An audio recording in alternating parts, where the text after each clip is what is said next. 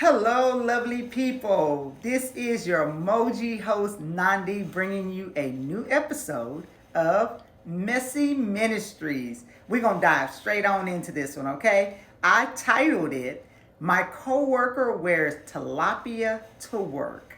And this person writes in, my coworker smells like fish that gone bad all the time. She literally stinks. I don't know how no one else notices this, or maybe they do, but have chosen not to say anything. To make matters worse, she also wears an overbearing amount of perfume, which only makes the odor worse. Can you imagine? Perfumed fish. We both start our shift at 7 a.m. There is no reason she should be stinking at sun up. I want to tell her, but I don't want to hurt her feelings. My nose can't take this anymore. Her cube is on the other side of mine, and it's so bad I've started working in empty spaces and the break room. Something's gotta give. How do I tell her without making her suicidal or something? Well. You know what? In today's world, I could see why you'd be concerned that she might be suicidal because people are real sensitive. And I do mean real sensitive. It's kind of hard to tell certain people, things that you think are for their own good because they take it and they just run with it to dark places. So the fact that you actually are trying to find a nice way to say you stink says a lot about you. And it says that you kind of care about your coworker too. And maybe there's some medical issue that is causing this, some undiagnosed medical issue. I mean, it could have started with like BV or something. Because unless she works in a fish market and is always handling fish, she shouldn't be smelling like fish all the time. And not to the point where it just takes over. And if you smell it at your cube, I'm pretty sure your coworkers have smelled it too.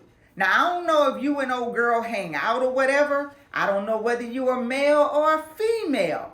Because if you're a male, it might make it a little bit more difficult. Because, women ain't always open to hear what y'all got to say. And sometimes for good reason, but sometimes, they don't recognize that somebody actually do care, whether they male or female. So if you are a female, it might be a little bit easier for you to approach the subject with her. I don't know how she don't know by now, but you never know. People, the fact that she wearing a lot of perfume says that she probably think that she doing an adequate job of covering up whatever it is. Maybe she don't know it's as easy as going to the doctor and getting some medication to stop that odor. So I'm going to be, considering my age group and the generation I came up in, I'm going to be on team A that says, tell her, maybe take her out to lunch. You don't have to let her ride in your car. Because, I can understand. Maybe y'all walk to lunch.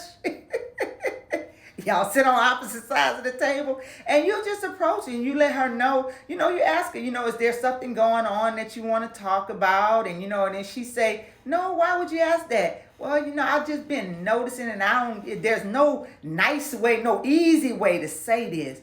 But there's like this odor emanating from you. And I'm just wondering if you're aware of it. Start the conversation like that. And then, if she get nasty or something, then, you could be like, oh, stank fishy smelling ass bitch.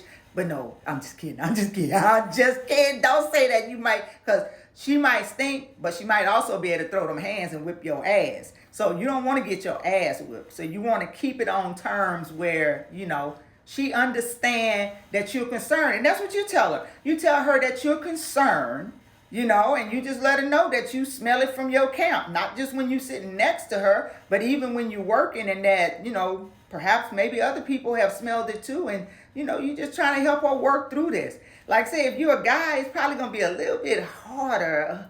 I don't know. I don't even know if I should tell you in that case, maybe to approach one of the other females because maybe they got some backstory that you're not aware of. Maybe some of them then already tried to talk to her. And if you're a man, in the end, maybe approach her supervisor. Especially if they got like a good relationship or something, maybe go up there and be like, I be trying to get my work done. I don't want you to think like I'm skimping out on work, but I be in the break room and all these places trying to get away from this smell, and then let them handle it. Because I mean, really on the job, it is management's job to handle stuff like that. I'm just going under the pretext that maybe y'all might be like friends or something, which is why I gave the other approach. But I mean, that really is a manager's job, and you let them figure that shit out, because you are right. At 7 o'clock in the morning, ain't nobody should be ripe. Not at that time of the morning. You should be fresh to death at 7 o'clock in the morning.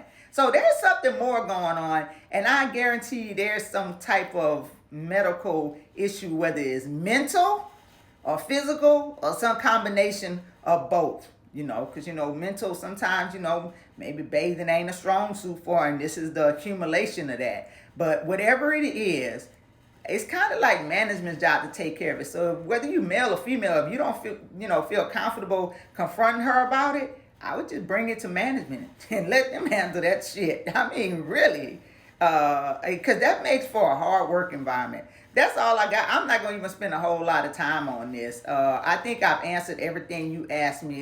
I mean, I can imagine. And with the perfume, that perfume fish, that was funny. That was a good one. You should be a comedian on that alone. But get some follow-up material, because after you say perfume fish, people going to expect to keep on laughing. So just keep that in mind, all right? Otherwise, stay your ass off the stage.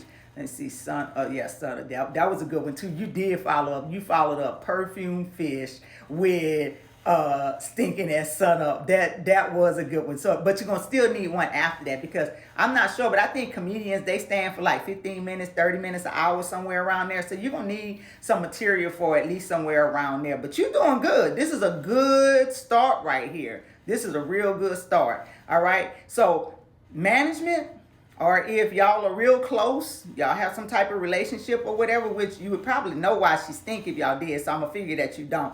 So management.